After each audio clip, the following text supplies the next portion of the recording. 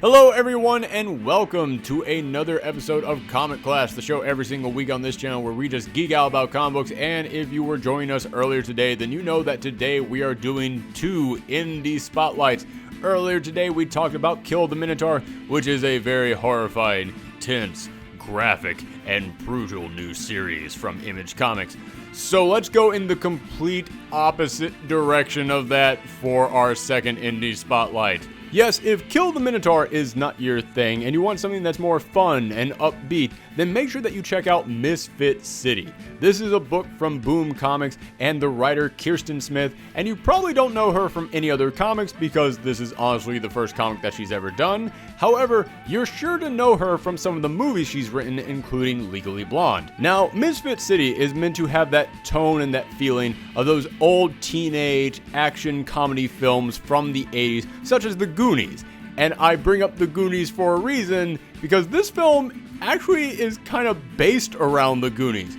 What this book is it features a group of friends who all live in a town where they filmed The Goonies back in the 80s, although in this universe they call it The Gloomies, but let's be real, it's The Goonies.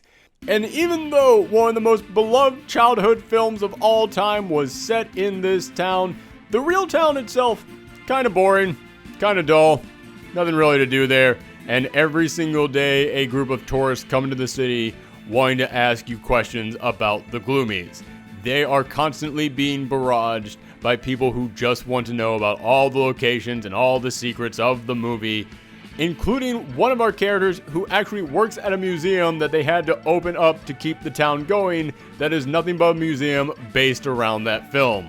However, even though everyone in this town kind of ends up hating that film because of what it has turned their town into, the group of friends who this book focuses on kind of ends up falling backwards into the plot of the Gloomies. They end up discovering a map, and as they look to find where that map goes, they discover it is leading to secret ancient pirate treasure. But there is an evil group that is also after this pirate treasure, so it's a race to see who can find it first, and it leads them to coming across all kinds of crazy things like hidden trapdoors and old ancient houses and actual ghost encounters.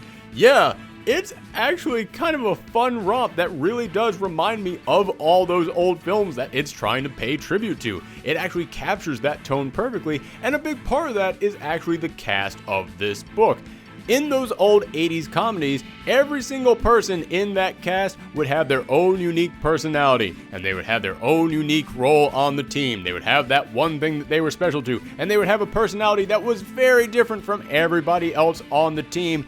And I'm not saying that that isn't still true in movies today, but it was the thing that defined these films of that generation. And yeah, Misfit City actually captures that perfectly. You've got the leader on the team, you've got the rebel, you've got the bookworm, you've got the airhead, and almost every single issue of this series adds in there a brand new character who also has their own personality. They keep adding on to this cast, and part of me is a little bit upset because they always introduce these characters like everybody else in the cast already knows who they are, so they don't quite do the best job of reintroducing these characters to the audience. However, they are still good characters. Every single character that they add onto this cast is actually pretty dynamic, and they actually really do serve a purpose on the team, and they actually do make me want to learn more about them. Heck, they even have a dog on the team who knows how to play poker.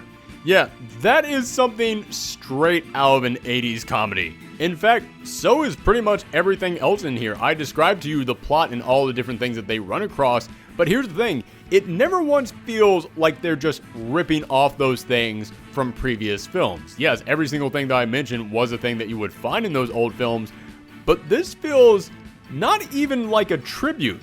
It just feels more like you found another movie from that time period that you didn't know about. It just feels like this was one of those stories that would have been made back during that time because it fits in there so well. And even though the things you see in here are things that you saw in those old films, this still has its own unique spin on it. Maybe it's because it's set during the modern day, maybe it's because every single one of the characters in this cast is older than the characters you would have found back then. I mean, back in those days, these kids would have been in middle school, and everyone in this cast is about ready to go off to college, so that, again, does make it a little bit different. But I also really think that the thing that defines this book is the fact that it's totally self-aware, that this is a story set in a universe where movies like The Goonies did exist, and there are giant, massive cult followings around The Goonies. So this isn't really a story about, oh, hey, let's just do The Goonies again. It's more of a story of, hey, what if The Goonies was actually real? It was set in our town, everybody talks about in our town. What if there's a reason for that? The fact that it is so self-aware of the fact that it is being basically just straight up The Goonies makes it kind of feel like it's not being The Goonies, if that makes sense. You so often hear about books and stories like this that attempt to pay tribute to something that came before it, but it feels like it's just ripping it off, and I can honestly say this is not one of those times. This is just a really fun adventure for anybody out there who was a fan of those old 80s films. And as I said, there are many reasons why it feels like its own thing, but to me, the number one reason why it does is just the charm of this book. Every single one of these characters is written so well. Every single one of them is designed so memorably and designed in a way that makes them feel unique. And the interactions that they have with each other and with the other people in this town, it makes them feel like actual friends. When you watch a film that stars a group of people who are supposed to be friends, it's really up to the writers and the actors to really make you buy that, oh, I get it, these people actually are real and they do exist and they are actual real good friends. That's the whole point of escapism, is to really fall into a story where you could actually believe that this group of people are friends. This is one of those rare times that I am looking at a book that is able to also capture that in just a few issues perfectly. You read this and yes, the characters are crazy, they are wacky, they are definitely unique character types. However, they feel like you could run into this group of people and they would actually be friends with each other. This feels like a great fun group to hang out with. This feels like characters you would actually want to get to know in the real world. So yes, I said this book was fun, I said it was unique, I said it was charming, I said it was a great tribute to all those old comedies of the 80s. If literally any of those words that I described match anything that you enjoy about reading comics, this is a book that you have to read. Like with most Boom comics, it's only going to be a miniseries. However, Boom is actually really good about taking miniseries that sell very well and then continuing them onwards if there's enough of a fan outcry for them to do that. So if you pick this up and you enjoy it, make sure that you tell your friends. Spread the word on this, because hey, even if we can't get a continuous series out of this, maybe we could get a fun movie.